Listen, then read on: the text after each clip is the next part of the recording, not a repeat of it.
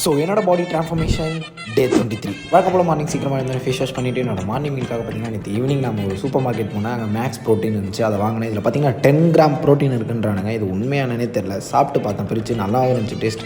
But இதில் 10 gram protein இருக்கான்னு எனக்கு தெரில. நீங்கள் யாருன்னா இதுக்கு முன்னால் சாப்பிட்டீங்கன்னா மறக்காமல் கமெண்ட்லாம் சொல்லுங்கள். அண்ட் அப்படியே என்னோட மார்னிங் வெளியே சாப்பிட்டு முடிச்சுட்டு பைக் எடுத்துகிட்டு ஹேர் கட் பண்ணலான்னு கடைக்கு போயிட்டு இன்றைக்கி அந்த அண்ணன் சொன்னார், பிச்சைக்கார மாதிரி இருக்கவொன்னே பில்லியனர் ஆக்கிறேன்னு ஹேர் கட் பண்ணி. நானும் வெயிட் பண்ணேன். கடைசியாக ஹேர் கட் பார்த்து முடிச்சோன்னே என்னோட மைண்ட் செட் இப்படி தான் இருந்துச்சு.